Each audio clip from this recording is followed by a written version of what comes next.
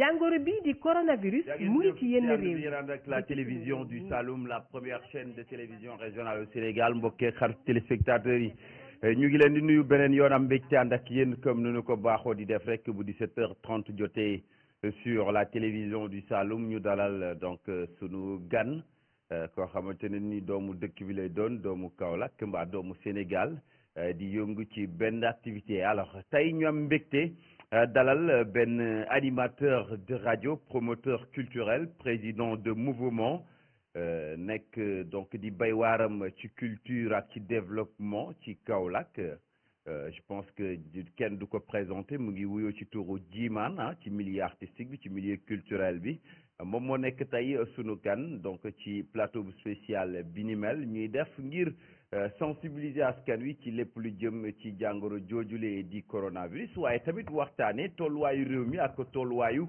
activité yëpp ndax fi mu nekk nii kenn naatablewul ne daanaka activité yu bëree bari dañoo sooxe donc ci biir réew mi donc ci côté yëpp ci fu mu mën ci doon rek ñu bëri fi mu nekk nii activités yi dara doxatul Djimane moo nekk tey sunu gan ci jotaayu waxtaan bile Djimane maa ngi lay nuyu di la dalal jàmm ci plateau bi.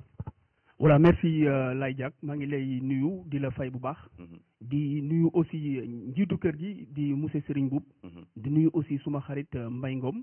su ma jugee foofu di nuyu aussi sama papa suma waajur. bi nga xam ne ma nga ca kër ga ma bàyyi ko fa. di nuyu suma yaay di nuyu sunu taawu kër Baye Bass Thioune. bu ma jugee foofu di nuyu ñi nga xam ne ñoom laa bokkal dëkk bi muy Kaolack. di nuyu nag képp koo xam ne bokk nga ci sunu mouvement muy association Saloum Rapatak moo xam underground à l'honneur moo xam tamit xam sa talent man la Ousmane Thioune ñu gën maa xam ci Djimane comme ni nga ko waxee nekk à la rajo Dunia FM Kaolack nekk tamit doomu Saloum doomu Kaolack merci Laye Diack. Très bien Djimane, animateur de radio comme je l'ai dit tout à l'heure promoteur culturel président de mouvement alors instant bi naka ngeen di dundee Covid-19 bi ci casquette yooyu noonu nga xamante ne ni moom nga sol moom la sànq animateur bi promoteur culturel bi nag ngeen di dundee actuellement coronavirus bi Covid-19 bi. voilà merci une bonne question parce que ku ne xam na ne coronavirus dafa nekk loo xam ne adduna bi yëpp la dal sunu réew kon bu ñu nekkee ay ndaw porteur de message bu ñëwee war nañ ci bay sunu waar. ba tax na casquette animateur bi nga wax léegi tout à l'heure pratiquement avant ñuy dugg ci weeru koor bi mën naa wax ne sama émission yëpp dama ko jëloon. di ko def ay émissions yoo xam ne ci sensibilisation lay nekk contre Covid-19 bi ci loolu aussi doyul parce que quartier yu ñu nekk comme aussi ay quartiers yoo xam ne la exemplaire lañ foofu du dañuy toog rek croiser les bras dañuy àndandoog ñoom ci côté sensibilisation parce que dès le début ci côté boobu noonu jëloon nañ aussi ay dons yoo xam ne dafa jëm ci lépp loo xam ne dina permettre xale bi dina permettre mag mi aussi également mën a moytu li nga xam ne mooy Covid-19 mooy coronavirus def nañu ko ànd ci ak sunu mouvement muy association Saloum Rapatak mu ànd ci ak underground à l'honneur muy mouvement culturel bi nga xam ne maa koy coordonné te ma nekk le président ñu liggéey ci liggéey bu mucc ay vraiment pour l'instant foofu laay arrêté gum par rapport ak li nga xam ne moom mooy question yi gën a ñëw quoi. waaw mais liggéey bi est-ce que tey Djimane animation bi activité yi culturelle yi et tout ça donc Covid-19 bi yàqu ci lu bëree bëri. ah mais si loolu kay moom question boobu kay jërul nga ma ko se poser parce que yow déjà xam nga ni mu fa demee mais xam nga problème bi mooy bu ñu nekkee ci foo xam ne. xam nga dañu ne nit ki bala muy tal xaalis am wër-gu-yaram d'abord. wër-gu-yaram moo gën xaalis. parce que tey ki nga xam ne tey yor na ay milliards tëdd mënul jug boo ko waxoon ne ko joxeel sa milliards yi jug moom mu joxe ay milliards am. kon dama jàpp ne man moment bii ñu nekk nii du moment wu peut-être di def ay bilan. te bu fekkee ne impacté rek la ñuy wax fii. réseaux sociaux yi. lu visible ci ay papier. bu ñu ko tegoon fii nii tey sénégalais yëpp xam ne ñun kenn gënuñu impacté Kaolack parce que xam nañ ne. concert lañ doon organiser 5 jours avant. te ku xam mouvement underground à l'honneur lëkkaloo ak Saloum Rapatak nga xam ne chaque 3 mois dañuy organiser. jot nañu fay SODAV. nga xam ne man maa demoon fay. demoon office préfecture déposé fa foofu noonu li nga xam ne mooy autorisation bi. cœur de ville defoon nañu le contrat avec le DG Mbaye Ngom ba foofu noonu fa dina boor. demoon nañ Dakar artistes yi nga xam ne waroon nañ leen a jël ñu war a jouer ñoom ñëpp signé nañoo ñoom contrat. mais loolu c'est des millions et des millions. mais mënuñu taxaw tey fi réew mi toll nga xam ne tey nit ñi ngi dund li nga xam ne mosuñu ko xam les Sénégalais. kon tey liy sunu devoir mooy ñu jël loolu tege côté loolu yàlla moo ko indi woon. bu ñu amee wër incha allahu rabi nañu defoon ba am ko. te liggéey moo koy maye dinañu delluwaat liggéey am ko. suñ ñu accompagner tamit ñu jël parce que suñu droit la je pense que ne loolu daal ñu ngi ci quoi pour le moment. très bien wax nga ko sànq donc ay activités culturelles yu bare bari yoo leen waroon a amal coronavirus bi moo tax donc mujjul am donc mu nekk lu métti parce que jotoon ngeen ci dox ay jéego yu bare bari ba jotoon a génnee xaalis donc dugal ceeki yi ni mel alors. Après comment c'était nan la meloon yéen ak seen diggante ak artistes yi ngeen xamante ne ni engagé woon ngeen leen et tout ça compréhension bi nan la demee woon xaalis bi aussi après am na dañ leen delloo seen xaalis wala yéen da ngeen toog bàyyi fa xaalis ba muñ di xaar corona bi jeex pour ngeen continuer wéyal activité yooyu. Voilà merci ci question bi parce que c'est une bonne question parce que loolu aussi dafay jaadu pour ñu leeral ko ci. nopp sénégalais yi surtout les Kaolack waa ñu gën ko comprendre ñun contrat moo ñu lié woon ak artiste bi mu nekk artiste boo xam ne bëgguma tudd tuddam parce que déjà Samba Peuzzi la mu nekk xale boo xam ne dafa xew nekkoon Reptile Musique ñu signé woon contrat ak moom bi ñu paree foofu am na beneen doomu Kaolack boo xam ne Naara Pi la ñu koy wax ma jotoon manager am aussi moom it mu envoyé woon ma les contrats ci biir loolu aussi l'AJAT l'association jeunesse action et développement ma leen di nuyu au passage seen sonorisation jotoon nañ leen a jox avance parce que bi may dem Dakar man ak Kabila ñun ñoo àndoon dem signé ji ak xale bi nga xam ne mooy Samba Peuzzi mu waroon na ñëw fii ticket yi aussi defaroon nañu ko mais artiste bi ñu paree bi nga xamee ne affaire bi am na son excellence président wàcc benn décret daal di wax ne lépp dañu koy suspendre pour l'instant ñun ñoo njëkk a ñëw manifester wu en travers suñu ay page Facebook daal di wax ne concert bi dañu koy annuler pour le moment ci biir loolu aussi man jot naa ñi nga xam ne mooy le manager wu Samba Peuzzi bi ma parce que avant mooy waxtaan naa ak ñoom Sadibou Sodav aussi jotuguma faa dem parce que la ma fa fay su fekkee ne ñëw naa ñu ne ma da nga koy fayaat boo ma fayaat ko mais heureusement que Sodav aussi également am nañu ay relations yu naaj parce que maa ngi ci comité ad hoc bi pas moins que avant-hier rek maa ngi dégganteeg le directeur Ali Bathily muy suma xarit vraiment nekk doomu Kaolack nekk koo xam ne aussi pratiquement bi nga xamee ne yàlla def nañu xamante weñ naa loxoom fexe nu ko artiste Kaolack ndangaani xamee fexe nu ko Kaolack waaye xamee parce que loolu rek moom mooy intérêt di suñu intérêt par contre quoi ci biir loolu fay nañ artiste bi signé naag moom contrat les dossiers sont avec moi aussi ci biir bi ma leen woowee ne leen comme nii la demee te le président aussi également wax na benn date pour ñun date boobu noonu buñ ci eggee corona bi dana wàññeeku activités yi commencé waat mais bi ñu waxee ñoom dañu compréhensible parce que dañu ne amul problème léegi mën nañ ko def bu ñu korité ba pare mais contexte actuel bi moom mënut a may artiste bi ñu koy def bu ñu korité ba pare léegi suñu dawalee nag léegi 4 mois wala 6 mois maximum te contrat bi mënuñu fexe ba teg concert bi dañuy libéré xale bi mu daal di dem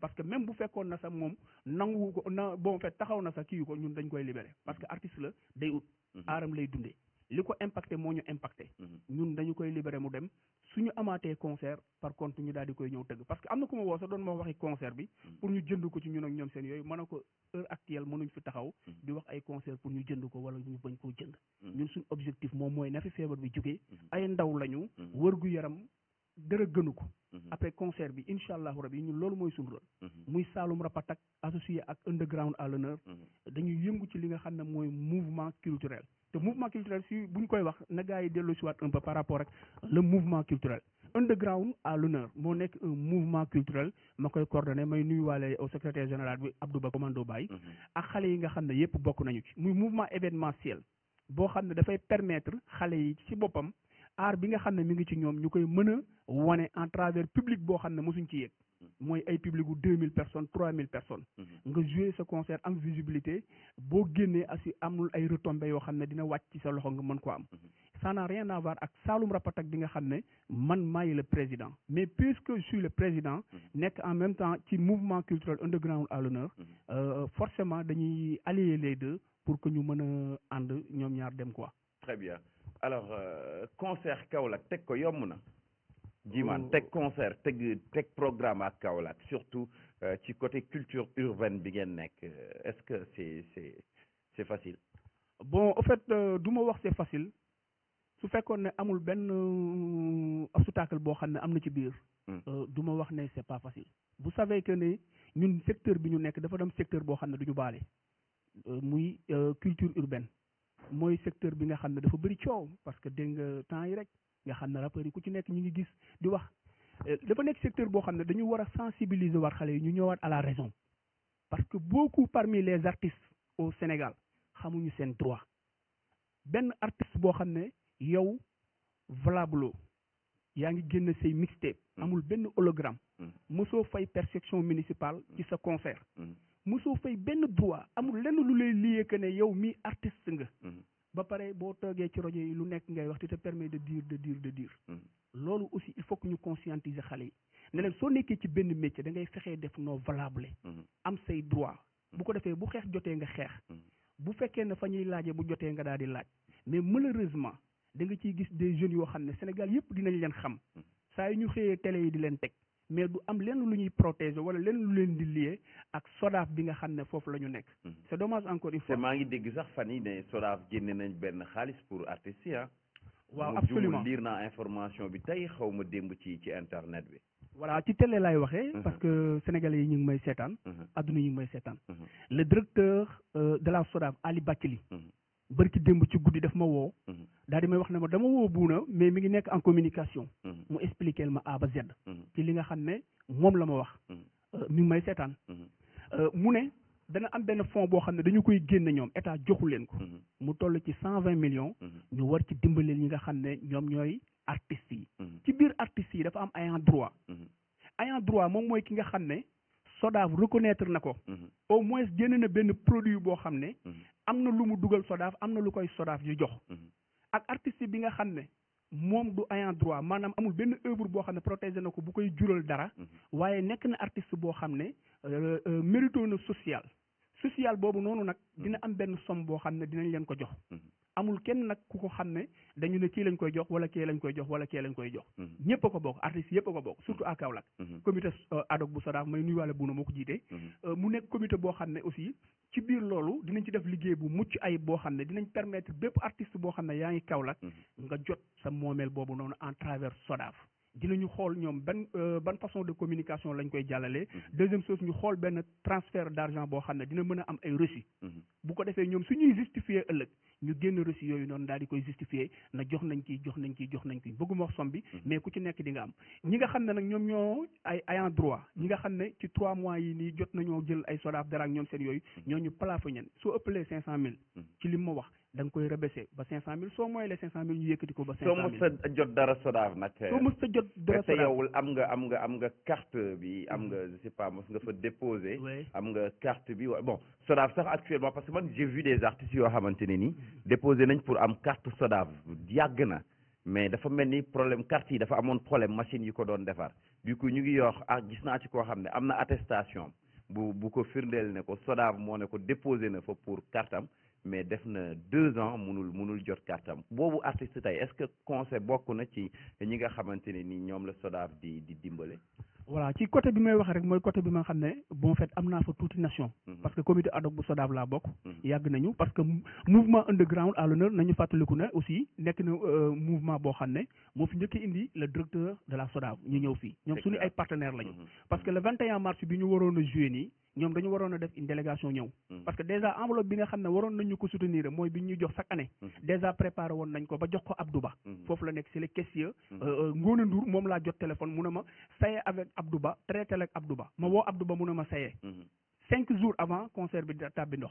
xam la ne waaw kon dañ koy sant yàlla quoi parce que wërgu yaram moom moo ëpp loolu doole. tey loolu ñu nangu tey defuñu concert bi. tey permettre na Kaolack xam la ni vraiment avant ñuy am cas Sénégal yëpp am na cas kon déjà peuple bu discipline moo fi nekk jeunes yu discipline ñoo fi nekk il faudrait que nit ñi xam loolu ci biir loolu nga ma wax le directeur Ali Bathily moo ne ma ñi nga xam ne comme ni nga ko waxee dañu am ay problème nu carte SODAV ak ñoom seen yooyu te ay artistes lañ dinañu def benn œuvre sociale ci ñoom ñëpp dinañu touché ci benn numéro vert boo xam ne après dinañ ko mettre sur place ñëpp woote ci bu ko defee ñu jàppale leen comité bi fi nekk jàppale leen ñu orienté leen ñu am sans distinction loolu moom amul benn problème vous pouvez rassurer.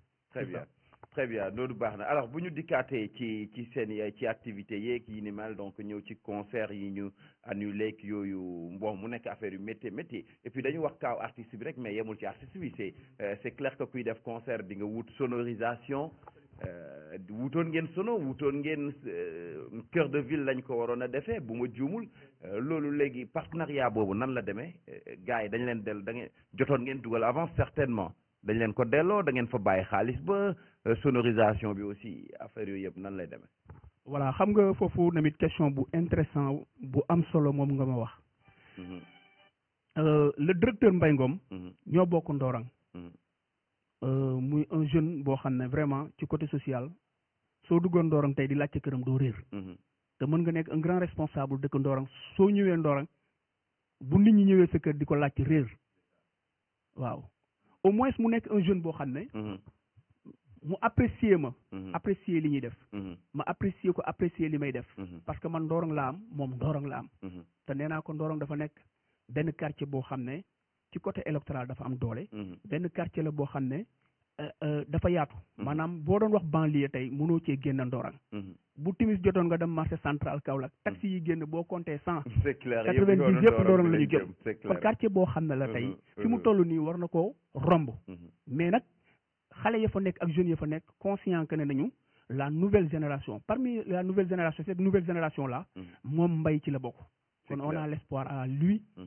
pareil pour moi ak ñeneen ñoo xam ne ñi ngi fa pare nañu pour beneen xar kanam bu bees biir Ndorong. ba nga xam ne ko tudd ko. ci biir loolu ñun dafa ma woo. ñu daal di def benn traité. benn contrat de travail. boo xam ne convention lay nekk. ñu signé ko ak moom. parce que déjà ñun bu ñu pare woon le 21 mars bi.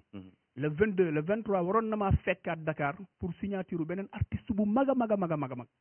te ci biir conseil yi ñu doon jox mooy def na woon bu leen limité wu rek ci hip hop. parce que da ngeen a war a fexe nu Kaolack culture bi gën fee dundee. c'est clair te culture bi tey. kii def mbalax olof sénégalais la. kii def rap sénégalais la. kon na ngeen ko yaatal. mën na ko amul benn problème. sur ça ñu ñëw ñu signer le contrat bon peut-être cœur de ville bi c'est acquis. après bu ñu paree ñu xool nu ñuy defee ak ñoom seen yooyu mais quant à sonorisation bon kooku ñun fayoon nañ ko ba pare. Soda fayoon nañ ko publicité rajo yëpp. fayoon nañu leen. déposé woon naa li nga xam ne moom mooy autorisation bi préfecture. ñu nuyuwaale préfet aussi moom it tout récemment rek maa ngi ko doon woo na ko monsieur le préfet comme nous sommes des associations yoo xam ne nous sommes trop actifs. te am nañu ay jeunes yu bëri. man dama gis ne war nga mën a génne ci moyens yi jël ay voitures sonorisées voiture bu ci nekk 2 wala 3 personnes nekk ci. ñu dugg ci biir volontairement kenn du ñu fay dara.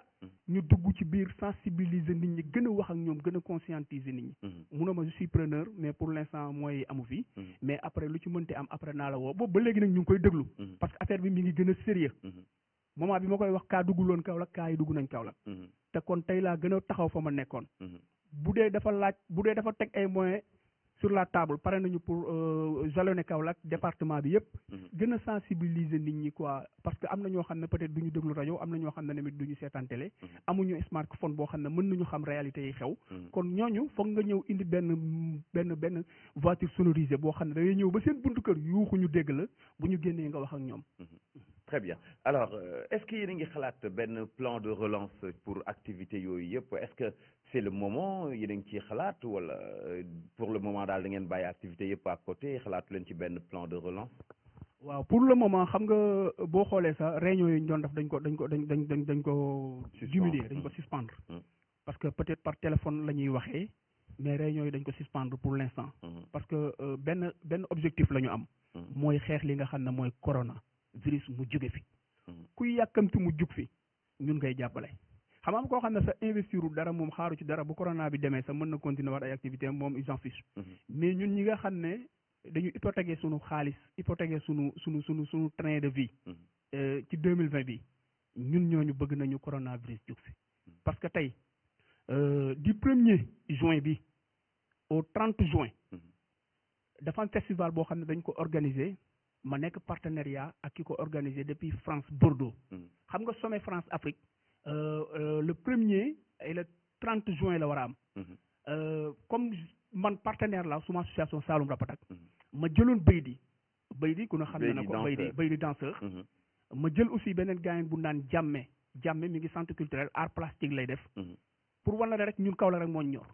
te tey su ma neexoon du ma leen jël leen ne leen kaa leen yéenay représenté Kaolack Sénégal ci festival boobu noonu war a ànd ak ñoom dem yóbbu dossier yëpp dugaloon nañ ko ñu ko doon traité ba nga xam ne benn partie bi dafa waroon a ñëw mairie ma wax ak mairie Diaw Sarr ba ñu boole maag gars yi parce que boo demee Bordeaux bëgg nañu dem visiter Mérignac parce que ville jumelée la commune bu Kaolack malheureusement gis nga affaire yi ni mu demee promotrice bi incha allahu rabbi nee na ma bu corona bi jeexee moom dina ñëw Sénégal mais festival bi dañ koy ajaat 2021 pareil aussi ak beneen festival boo xam ne waroon nañ fa dem boo xam ne les jeunes de l'Union européenne ñoom ñoo koy organiser parce que man maa nekk les jeunes de l'Union européenne man je suis le trésorier tout récemment la ñu ko def Dakar ñu accueilliroon la délégation autant pour moi la délégation des jeunes de l'Union européenne la tudd c'est la délégation may nuyuwaale Serigne Ndiaye di nuyuwaale aussi ña fa nekk ñëpp. La délégation des jeunes de l'Union européenne voilà man je suis le trésorier ñoom it aussi dañu war a organiser benn festival boo xam ne mi ngi waroon am mois de juillet le 1er ba le 5 juillet yooyu yëpp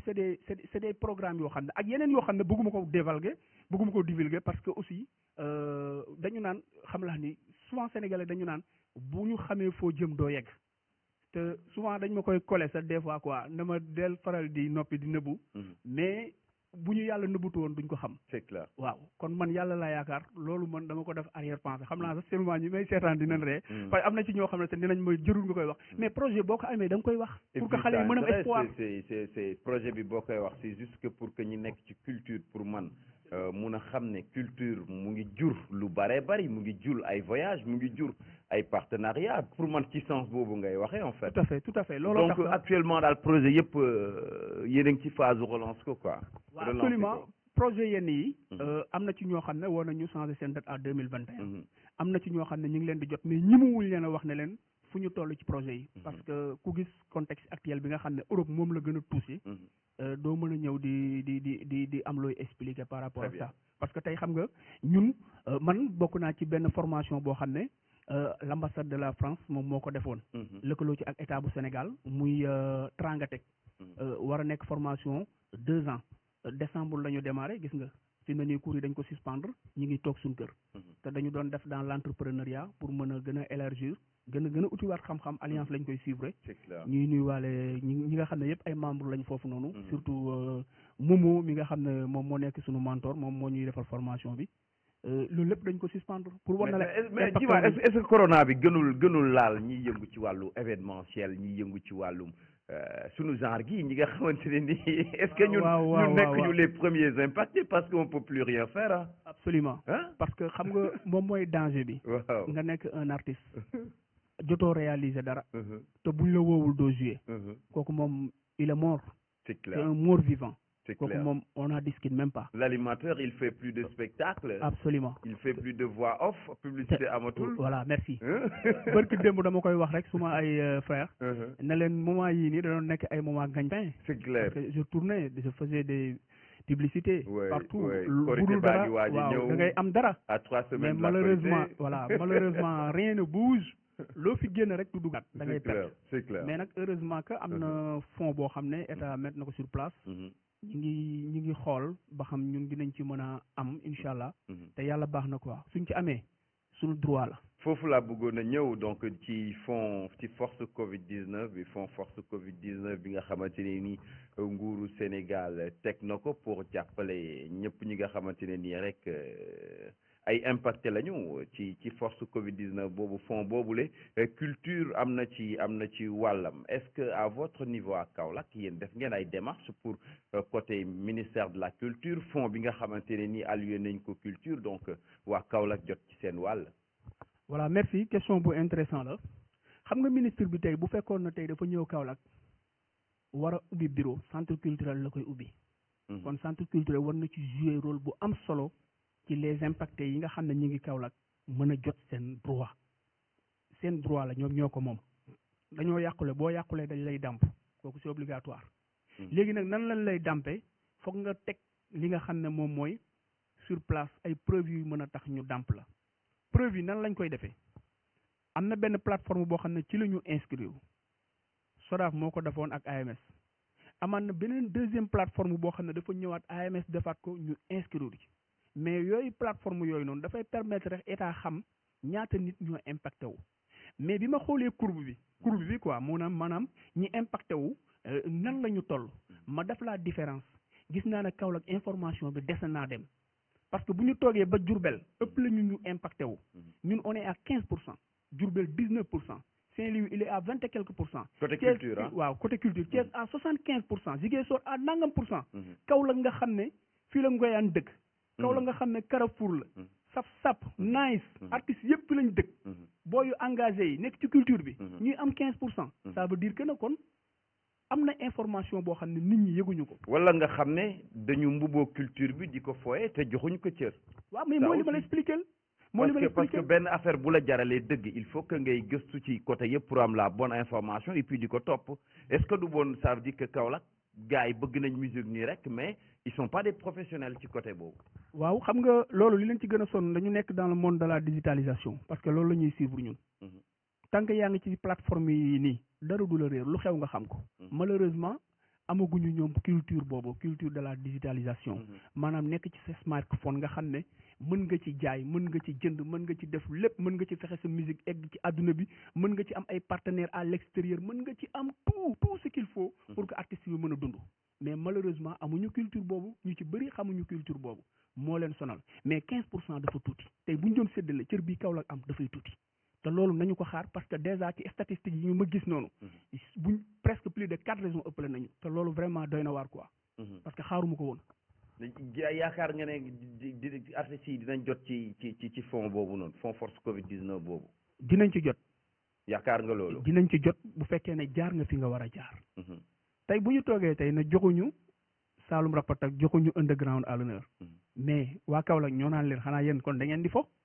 ñii nga xam ne seen bagage yi ñu fi jotu yuuxu yëpp ñu gis ko mu nekk lu visible ñu am seeni contrat yu tege ñu ne joxuñu benn Laye Diack au moins muy def percée yu am importance ci musique nga xam ne au moins jotul ci fond force Covid bi mais ñi ngi def ay single di sensibiliser nit ñi di def ay émission di sensibiliser nit ñi je pense que ne bu fekkee ne jotoo c'est parce que da nga jaaru fi nga war a jaar fan la artiste bi war a jaar pour jot waaw mais moom laa pour artiste bi ñu seetaan nii comprendre wul xamul fan la war a jaar pour jot ci fond boobu noonu voilà artiste bi man li ma koy conseillé mooy mu dem ci plateforme AMS bi AMS mooy AMS Sadibou moo ko jiite fii Kaolack su ko woowoon dina la orienté très bien SODAV aussi ak AMS génne woon nañ benn plateforme boo xam ne mën nañ ko inscrire soo demee centre culturel madame Guèye la directrice dana la orienté nga xam fi ngay jaar nga inscrire ci plateforme bi nga wax ñaata yi nga yàqule ñaata nga waroon a tëgg ci 3 mois yi nii wala 6 mois yi wala nangam ak nangam ñaata nga yàqule mais loolu lépp soo ko defee day aju ci kaw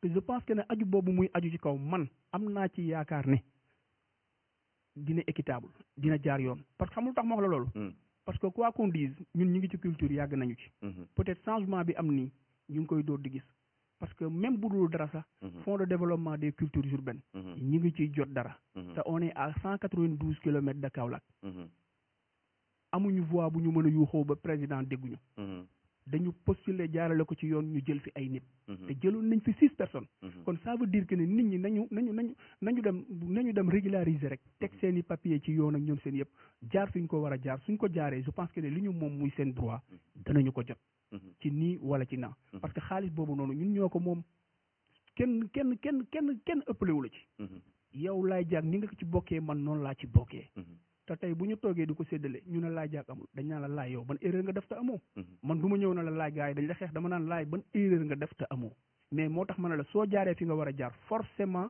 dina ñëw ci yow waaw kooku moom maa la koy wax mu leer quoi très bien alors c'est très bien ah donc xam naa ne jeunes artistes yu bëree bëri yu dëkk ci dëkk bi ñu ngi ciy jàngee lu bëree bëri à travers donc cette émission ngay leeral lu bëree bëri mos ngeen jot yéen donc à votre niveau fond nu ñu koy duppatee sax fond culture urbaine bi ngeen ko jotee yan projet ngeen ci teg fii ci Kaolack waaw jot nañu fonds de développement des cultures urbaines ñu ànd ci ak sunu partenaire la GIZ parce que xamul tax fonds bi boo ko jotee lu ndaw la li nga ciy soxla doo ko am mais fonds bi da lay accompagner waxu la ne da lay fekk Laye Diack am benn projet 1 million mun na dama lay jox 1 million dama lay jox exemple lim la mën a jox mooy 500,000 au moins yow bu fekkee ne yow li ngay woote mi ngi ci yow war nga mën a am benn 500,000 moom mu accompagner la ñu nag heureusement ji a fekk ne depuis 3 ans GIZ dafay liggéey ak underground à l'honneur di liggéey ak Saloum Rapatak parce que ñun ñoo leen indi fii sax ci côté culture monsieur Diop ma koy nuyu wala passage parce que ñun ñoo nekk premier ay jeunes yoo xam ne ñun la njëkk a intégré ci côté boobu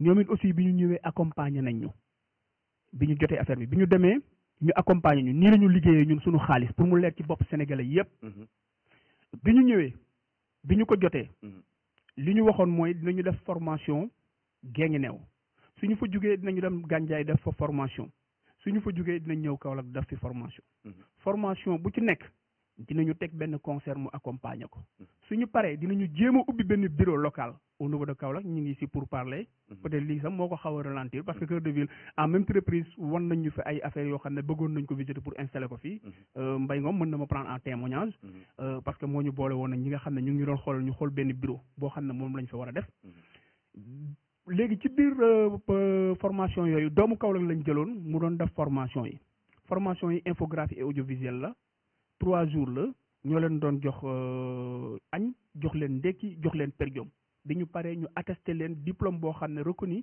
par la GIZ et l'association Saloum Rapatak. Très bien. Voilà loolu je pense que ni jot nañu ko def. bi ñu paree ñu tëgg concert xale bu yéeg boo wàccee ñu fay la.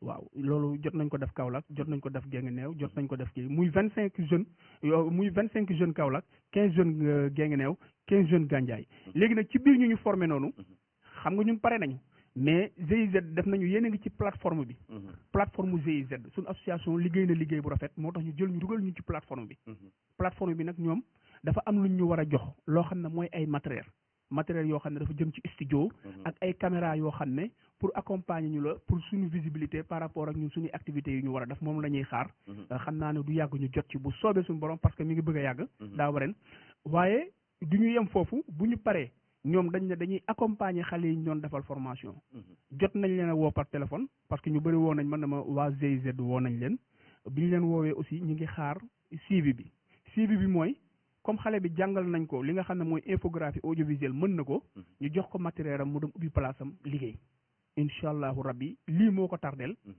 mais bu fekkoon ne dina accompagner ñooñu ñu defaloon formation ci contrat bi la bokk.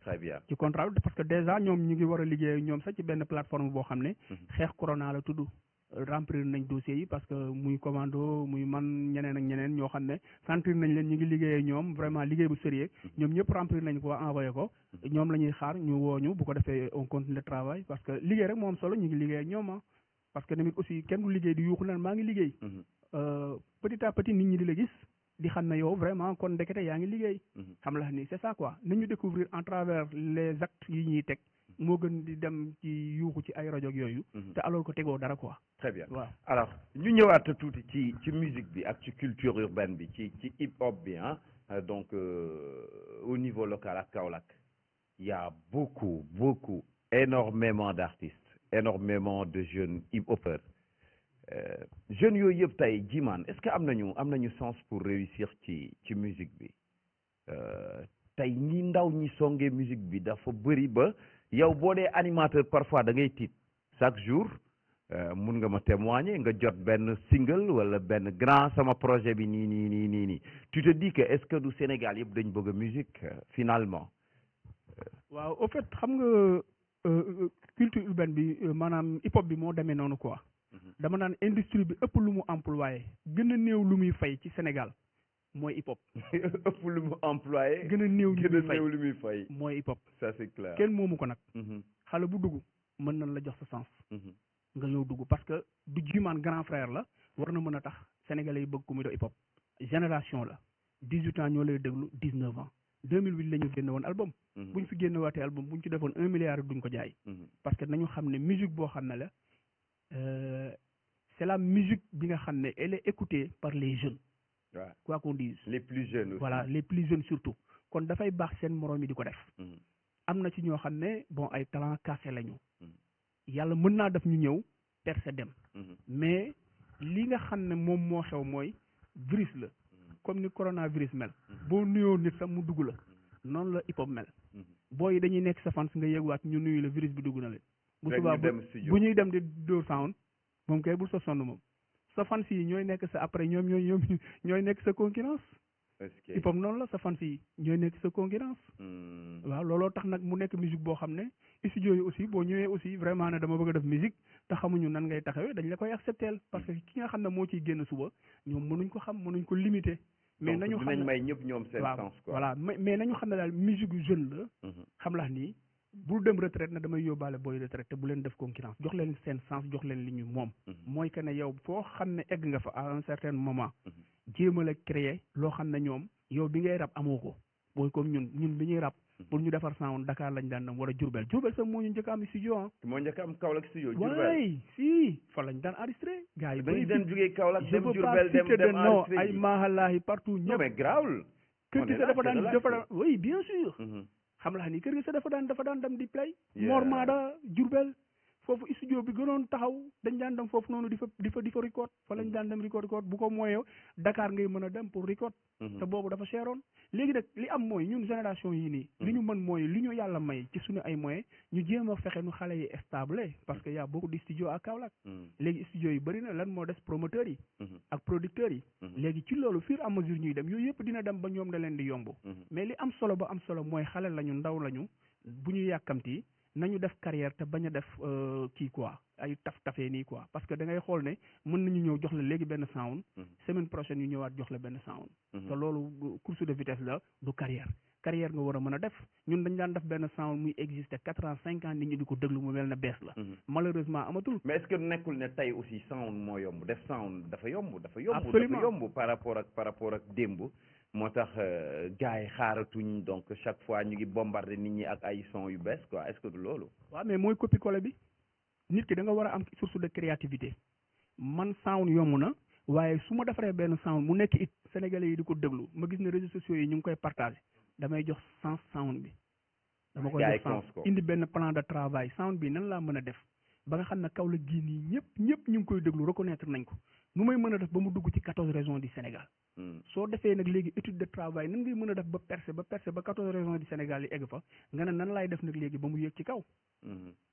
da ngay jël benn artiste yi léegi boo yu bëri génne wuñ fi album te ñu ngi bomb. c'est clair Sénégal fii ñu leen di fay ay millions concert ay single la ñu génne. kon ça veut dire que ne mën nga génne benn it mu jaay la ba faaw. mën nga génne benn it mu jaay la ba faaw ba nga xam ne actuellement nii loo bëgg ci musique après da nga koy am doo fi nekk sax naan yaa ngi génne ay album. très bien. alors ñu génn ci musique bi tuuti dañu gis Djimane ci beneen facette donc et puis looloo waral tey ñu invité la parce que tu fais partie des rares jeunes yi nekk Kaolack yoo xamante ne ni ñu ngi ci culture di wane seen bopp bu baax a baax donc am ci benn tolluwaay benn taxawaay bi ak benn niveau bi et puis dañu lay ñaanal yàlla loolu continuer bu baax a baax mais dañu lay gis également ci làmb ji lu bëree bëri Djimane te en général li ñu gis animateur hip hop ak lamb bon man personnellement man ci yow laa koy gisee quoi ci yow alors lan mooy sa rapport ak lutteurs yi ak lamb ji lan moo la dugal ci lamb ji. voilà merci une bonne question parce que loolu fierté la sax parce que lamb ji. jeune yi koy def je sais que tu n'es pas le seul. buy xalaatee noonu wala buy xoolee. noonu Djimane. xam nga dama teel a comprendre benn affaire. gis nga industrie boo xam ne. mën na yóbbu Sénégal fu bëree fu kawe. bu ñu ko xeeb c'est la lutte. exactement mais organiser wuñu ko. ba léegi organiser wuñu ko parce que da ngay xool mbër mi fayal ko 200 millions këram la ciy tabax ak famille dund ci. mooy manque d'organisation bi. man nag dama teel a comprendre naa dans l'avenir. la lutte là ay intellectuel bu jàng ba am ay papiers sax un lutteur mën na ko jël teg ko ci bureau mu yoral ko ay bagages am. parce que déjà avec les avocats ak huissiers yi. mbëri ñoom pratiquement huissiers yu bëri mbëri ya tax ñuy dawal oto. ñoo tax ñuy dawal oto ñoo tax ñuy tabax. parce que ñi ngi leen di jël ñuy dem di signer ay contrat di fa gagner ay millions ci ñoom. kon ça veut dire que ne métier la boo xam ne maanaam dañu ko organiser wul suñu ko organiser incha allah fii laay waxee Sénégal ñëpp ñu ngi may déglu. danañ wax ne Djimane avait raison. parce que déjà signature contrat yi gën a mag Sénégal Boubs moo ko doon présenté. am na ñu doon wax naan sax yenn paa yi ci nekkoon sax ñi ngi doon wax naan non ñun dañ ñu fekk mais il faudrait que paa yooyu xam ne la lutte dañ ko war a innover. révolutionner ko teg ko révolutionner ko mu dugg ci ay intellectuels yi mu dugg ci aussi également ci ñoo xam ne structure la ñoom seen yooyu ñu ubbi porte yi bañ leen koo bàyyee ñoom rek. parce que la majeure partie li ñu ko xamee nii mooy cause ay signature contrat ru ñoom seen yooyu. ak communicateurs traditionnels yi kese. voilà donc il faut que animateurs yi dugg ci non pas tout seulement les animateurs mais tout le monde. ñëpp ci war a mën a dugg parce que business la boo xam ne ça ramène des millions tey Modou Lo wala Balla Gaye bu ñëwoon fii fees dell nga gis benn ministre wala benn autorité boo xam ne dina ñëw fii nii taxaw kenn du fa taxaw xanaa ñëw ko ñaan kon ça veut dire que ne ñooñu aussi dañ leen a war a boole ci société bi parce que booleeguñ leen ci benn amateurs yi bëri nañu ñu ngi dem làmb mais làmb dafa war am communication direct ministère am direct gars yi jéem koo jël révolutionné ko ba nga xam ne tey actuellement nii su ñuy def làmb nit dana sol costume am ñëw taxaw ci ñuy kase Balla Gaye jël ko teg ko ci ay droit ñoom seen yow ubbi société xaalis bu dugg foofu noonu fans Balla Gaye yi nekk compagnie mën cee jël ay ñoom it seen i njëriñ mu créé ay emploi biir koñam mais jël sa benn 50 millions sa benn 100 millions dugal sa poche dem loolu tant que mi ngi am làmb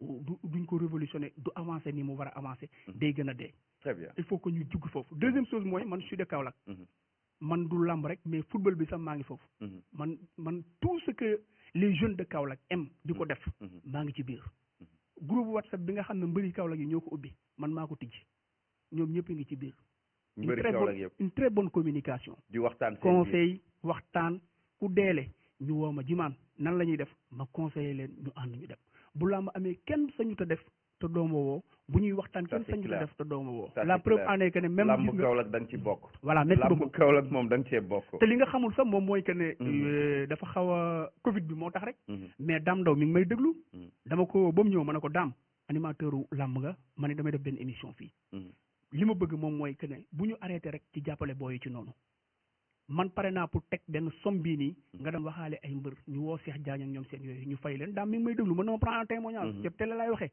ma génne suma xaalis jox leen ñu tëgg ñun animateurs yi pour jàppale xale yi lañ ci jublu mais pas peut-être pour ay affaire ak ñoom seen yooyu egg naa foofu ak ñoom mais daal man li ma gëm daal mooy nañ ko industrialiser jéem ko révolutionner boo demee en Europe les ouvriers ñooy fay ñi nga xam ne c'est des intellectuels da ngay jàng ba génn ak say diplôme benn ouvrier moom muy ubbi société am jël la nga kosu ba naaw ñàkk tooy xet nekk ci bureau bi di ko tàppel di ko liggéeyal ay millions di dugg mu lay fay ci millions yi loolu nag làmb war na fee am làmb dafa war a bañ a yem rek ci mbër mi ak sa famille war na mën a ubbeeku ndax 100 millions xaalis 200 millions xaalis la ñi lay jooyal guddeeg bëccëg dañ ci war a am nan lañ ci amee mooy yow gagnant lay ne ñoom duñu perte doo perte mais nga ut benn intellectuel boo xam ne benn 50 millions un entrepreneurial mën na ko def xaalis nga employé ci ay jeunes di ci gagné sa waa koñ di ci gagné. Très bien. loolu donc très bien mais ci côté làmb ji toujours parce que ku leen di suivre nga xam nga leen ñoom ñëpp mbëri yëpp donc je pense que amul ku la gën a xam tey wala ku la gën a jege tey mbëru Kaolack yi la moo tax ñoom mënuñu percer yegg fi yeneen mbër yi yegg en général Kaolack à part Tyson bi nekkoon au top donc c'est jafe na ñu gis beneen jeune bu ñëw prouvé wu au niveau national donc ci arène nationale bi pour yegg foofu noonu fii gars yi yegg quoi c'est quoi le problème et que li ñu ràññeeku wala man constat bi ma def à Kaolack mooy y a de très bons lutteurs parce que man damay ñëw stade di seetaan làmb bu làmb amee dama bëgg làmb mais da ngay gis ay ngandi maamul ay mbër kaamil et puis Kaolack dañ bëgg làmb mais la moo tax mbër yi mënuñu yegg foog yeneen gars yi yegg. waaw mais xam nga loolu aussi première chose mooy manque de moyens parce que mbay woo na ma tegaloon ma benn séance de lutte boo xam ne bëggoon na ko sa organiser à Kaolack. Mbay Ngom waaw woon na ma. te loolu initiative bu ma rafetlu woon la. mais peut-être xat-xat yi la mais xam naa ne. am na projet yu bëri pour voilà projet bi xam naa ne surtout mi ngi en cours. te je pense que dinañ ko réaliser pour très bientôt. Je vous dis benn affaire. man. télé laay waxee mbëri ñu ngi may déglu saa yu làmb amee minimum dinaa jot 3 wala 4 soutien su ma xaalis mooy dem ci ñoom bu làmb amee ñu ngi may déglu mbëri ñoom seen bopp ñoo lay bind si ñu ngi may déglu ils sont à l'écoute mais noonu la dama leen di jàppale soxlawuma seen xaalis dama leen di jàppale pour que mu Kaolack comme noonu nga ko constat boobu nga am ne Tyson moo fi nekkoon te nekkatu fi ba léegi booy yi dañu am difficulté man nag loolu laa xam moo tax ma ne dama leen di jàppale bokk ci ñoom parce que tey su ma ñëwee ba ci ñoom dañuy am honneur suñ ma gisee dañuy sentir ne mais kon ñun fi ñu nekk noonu foofu la baax na c'est ça wax leen courage di gis ay doomu Kaolack maa ngi nuyu waale Modou Thioune suma doom la di nuyu famille yëpp nee na ma père incha allahu rabbi bu corona bi jeexee dinaa nekk promoteur ndax yow ndeysaan may dem Ibou Bambara maa ko indi ci làmp presque ah oui ñu si ndeysaan bi mu njëkkee ñëw dëgg Moussa Diama mi ngi may seetaan premier jour bi nga xamee ne waxtaan na ak ay mbokkam bëgg a dugg sama rajo la ñëw toog na ma grand ku ma waxal ñu ne ma naa ñëw ci yow ndeysaan ma ne ko conseil amul benn problème dinañ la gunge parce que loolu rek la ñu am mais malheureusement comme ni nga ko amee rek ni nga ko waxee làmb Kaolack booy yi mën nañ li ñuy def mais amuñu chance su dem c'est parce que xamul tax chance la wala liggéey bi moo des wala non dañu amagul promoteur national un promoteur boo xam ne mi ngi organiser à Dakar comme ni koy Sidi Diakhaté di defee xam nga dafa nekk Sidi Diakhaté di organiser Thiès ba pare Sénégal yëpp xam di organiser Dakar tey bu fekkoon benn Fallou Ndiaye Kaolack la dëkk wala benn Luc Nicolaï kon booy am chance mais nag léegi fur et à mesure ñuy dem virus bi duñu dugg mën nañu dem ba am benn promoteur national boo xam ne fii lay nekk am option wu dem Dakar di dëgg bu keroogee booy duñ jooy làmb yàlla mën na leen dimbale ñam fa fekk mu nekk seen génération ñu am sens. ça veut dire que làmb ji dafa am parloo promoteurs yi dafa am ñu ñu tëggal làmb bu ma comprendre bien. waaw mais làmb business la te business bi aussi kenn mënta ñëw nit ki jël xaalisam di ko dugal fenn nga ne ko non waroo doxale nii nga war a doxale nit ki boo ko joxul xaalisam mu ne damay tëgg làmb lii laa sentir soo ko ci waxee na ko doo ko def tooñ nga ko.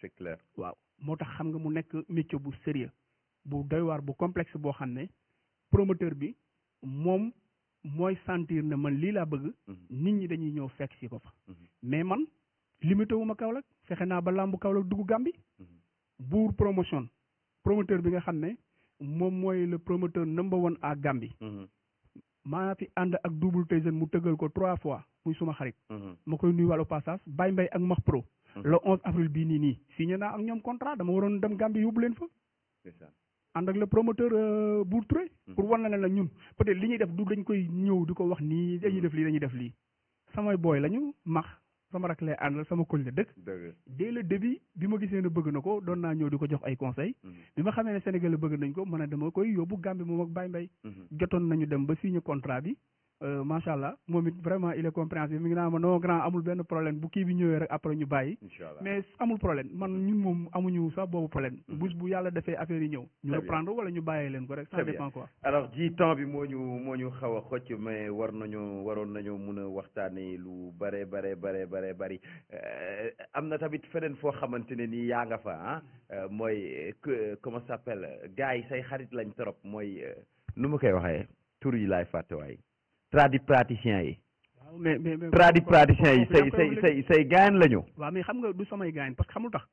dañu gis ne. am naa voix boo xam ne. bon peut-être war nañu mën a job ak man. ñuy liggéey ak man. parce que fierté la. sénégalais yëpp nekk ci. le début am ñu doon def métier bi. am ñu ci nekk ak man. ñu may xëccoo. te ñu parmi eux am na peut-être ñu may seetaan. mais wanteeruma ko de.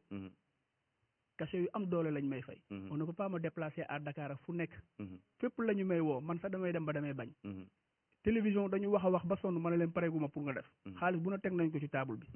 loolu nag bon métier la ak ñaanu suma ay waajur. très bien parce que olof Ndiaye da naan ku ñëpp tufli. nga tooy mais tradipraticiens yooyu nga xam amul ñoo ci xam ci Artemisia bi def coow nii Artemisia. malheureusement musuma leen ci laaj.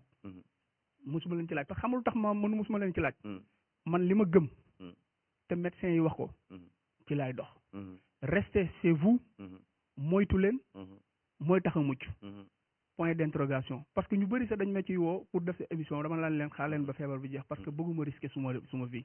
parce que yéen a ngi am ay contact ak nit te bon su ma ñëwee. mooy li ma la ci waaw mais c'est mooy li ma la ko waxee rek. liggéey la quoi. dama nekk ci rajo ñu sentir suma voix. di ma liggéeyloo mooy li ma wax ma doon ko def ak ay nit. ñu gis ne bon peut-être métier bi am naa ci benn professionnalisme. ñu ñëw aussi vraiment. wóolu ma di la jox marché parce que tamit aussi bëgguma citer ça maa ngi ci télé mais am na sax télé yoo xam ne. amul lu ñu deful pour que rek ñu link liggéey ci yooyu. mais man na ma ne leen non man Kaolack laa gëm je reste à Kaolack. ci biir loolu aussi may nuyuwaale groupement femmes yi nga xam ne ñu ngi suñ koñ. parce que ñoom aussi dañu nekk ay groupement femmes yoo xam ne. ay mère ngi ci ay jànq nga ci samay rakk nga ci. ñuy def ay natt di def ay affaires yu bëri foofu. bi ma leen comprendre nag xam ne ñii vraiment politiciens yu bëri dañu fay ñëw. bu ñu leen utiliser bu ñu paree dem seen yoon.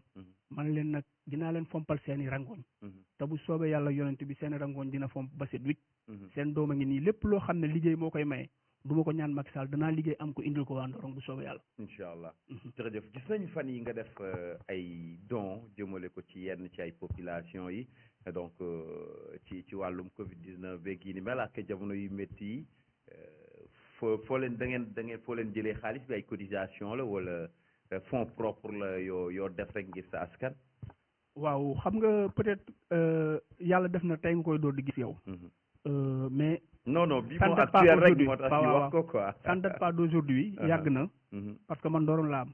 bi may génn album 2008 dama jëlee benn délégation France ñu ñëw ñëpp naan ma concert bi stade ñii naan ma alliance ma dem ba Ndorong sama koñ télé bu bees def ko fa. indi waa gëb la indi Gaston indi gaa yëpp. ñoom ñu mës a gis gaa yooyu noonu seetaan leen.